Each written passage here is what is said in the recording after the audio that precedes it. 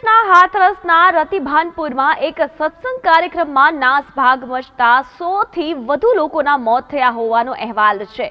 મળતી માહિતી અનુસાર નારાયણ સાકાર હરિભોલે બાબા, જે સંત ભોલે બાબાના નામે પ્રખ્યાત છે, તેમના સત્સંગના સમાપન કાર્યક્રમ દરમિયાન નાસભાગ મચી હતી। આ નાસભાગમાં મહિલા અને બાળકો નીચે પડી અને ચકદાઈ જવાથી મોતને ભેટ્યા છે। ઉત્તર પ્રદેશ સરકારે હાથરસ નાસભાગ દુર્ઘટનાની તપાસ માટે સમિતિ રચી છે। તો ચાલો જાણીએ નારાયણ સાકાર હરિભોલે બાબા કોણ છે। તો સંત ભોલે બાબાના નામથી જાણીતા બાબા પશ્ચિમ યુપીમાં ઘણા લોકપ્રિય છે। તેમનો સત્સંગ સાંભળવા માટે યુપી અને આસપાસના રાજ્યોમાંથી મોટી સંખ્યામાં લોકો આવે છે અને તેમના લાખો અનુયાયીઓ છે। સંત ભોલે બાબાના નામથી જાણીતા સંતનું સાચું નામ સૂરજપાલ છે અને લોકો તેમને હરિ ભોલે બાબાના નામથી પણ ઓળખે છે। ભોલે બાબા કાસગંજના પટિયાલી ગામના રહેવાસી છે અને તેણે ત્યાં પોતાનો આશ્રમ પણ બનાવ્યો છે। નારાયણ સાકાર હરિ ભોલે બાબા મૂળ ઉત્તર પ્રદેશના એટા જિલ્લાના બહાદુર નગરી ગામના રહેવાસી છે। અભ્યાસ પૂર્ણ કર્યા બાદ તેઓ ઇન્ટેલિજન્સ વિભાગમાં જોડાયા હતા। જો કે થોડાક વર્ષ નોકરીમાંથી વીઆરએસ લીધા બાદ આધ્યાત્મ તરફ ફંટાઈ ગયા। આ પછી તે ગામડે ગામડે જઈ ભગવાનની ભક્તિનો ઉપદેશ આપવાનું શરૂ કર્યું અને તેને દાન પણ મળવાનું શરૂ થયું। ધીમે ધીમે તેમના સત્સંગનું આયોજન થવા લાગ્યું અને તેઓ પશ્ચિમ યુપીમાં લોકપ્રિય થયા। સંત ભોલે બાબા એવો દાવો કરે છે કે નોકરીમાંથી વીઆરએસ લીધા બાદ ભગવાનનો સાક્ષાત્કાર થયો અને ત્યાર પછી પોતાનું જીવન માનવ કલ્યાણને સમર્પિત કરવાનો તેમણે નિર્ણય લીધો। તેઓ ભક્તોની વિનંતી અનુસાર અલગ અલગ સ્થળોએ સત્સંગ કાર્યક્રમ કરે છે।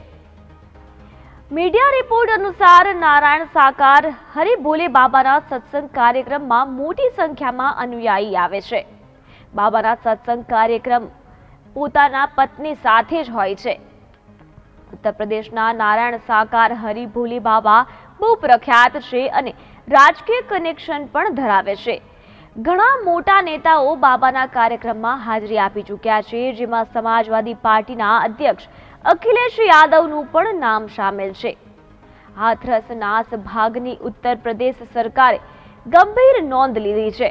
હાથરસ નાસભાગ ઘટનાની તપાસ માટે એડીજી આગ્રા અને કમિશનર અલીગઢની એક તપાસ સમિતિ રચવામાં આવી છે। મળતી માહિતી મુજબ જુલાઈ મહિનાના પહેલા મંગળવારે થયેલા આયોજનને માનવ મંગળ મિલન નામ આપવામાં આવ્યું હતું। તેમના આયોજક તરીકે મંગલ મિલન સદભાવના સમાગમ સમિતિનું નામ સામે આવ્યું છે। મળતી જાણકારી અનુસાર સત્સંગના આયોજક મંડળ અને બાબાઓ વિરુદ્ધ ગંભીર ધારાઓ અને કેસ દાખલ કરવામાં આવ્યા છે। હાલ પોલીસ દ્વારા ભોલે બાબા તેમજ આયોજક મંડળના સભ્યોની શોધખોળ કરવામાં આવી રહી છે। આ વચ્ચે એવી પણ માહિતી સામે આવી રહી છે કે બાબા અને તેના આયોજક મંડળના સભ્યોએ પોતાના મોબાઈલ બંધ કરી દીધા છે, જેથી હજુ સુધી આ લોકો વિશે કોઈ ચોક્કસ માહિતી મળી આવી નથી। ભોલે બાબાની જો વાત કરીએ તો તેની કહાની કોઈ ફિલ્મી કહાનીથી કમ નથી। સૂરજપાલ જાટવ નામના પૂર્વ પોલીસ કોન્સ્ટેબલની નોકરી છોડીને આ રસ્તો અપનાવ્યો અને લાખો ભક્તો બનાવી લીધા। આ બાબા પર લગભગ 28 વર્ષ પહેલા છેડતી કરવાનો આરોપ લાગ્યો હતો, જે બાદ તેમને આ મામલામાં દોષિત હોવાને કારણે સસ્પેન્ડ કરવામાં આવ્યા હતા। સૂરજપાલ જાટવને આ પોલીસ સેવામાંથી બરતરફ કરાયા હતા। જોકે સૂરજપાલ જાટવ તે પહેલા લગભગ 18 પોલીસ સ્ટેશન અને સ્થાનિક અભિસૂચના ટીમમાં પોતાની સેવાઓ આપી ચૂક્યા હતા। એક વરિષ્ઠ પોલીસ અધિક્ષકના જણાવ્યા પ્રમાણે છેડતીના મામલે સૂરજપાલ એટા જેલમાં ખૂબ જ લાંબા સમય સુધી રહ્યા અને જેલમાંથી છૂટ્યા પછી સૂરજપાલ બાબાના રૂપે લોકોની સામે આવ્યા। પોલીસની નોકરીમાંથી બરતરફ થયા પછી સૂરજપાલ યાદવ ન્યાયાલયની શરણે ગયા અને તેમને નોકરી પાછી મળી। જો કે સૂરજપાલે 2002માં આગ્રા જિલ્લામાંથી પોલીસમાંથી વીઆરએસ લીધું હતું। પોલીસમાંથી વીઆરએસ લીધા પછી સૂરજપાલ જાટવ પોતાના ગામ નગલા બહાદુરપુર પહોંચ્યા।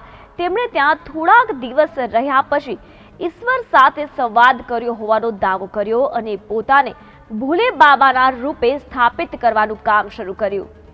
જે બાદ થોડા વર્ષોમાં જ લોકો તેમને અલગ અલગ નામથી બોલાવવા લાગ્યા અને ધીમે ધીમે તેમના મોટા મોટા કાર્યક્રમો થવા લાગ્યા. સાથે જ હજારો આયોજકો તેમની સાથે જોડાવા લાગ્યા.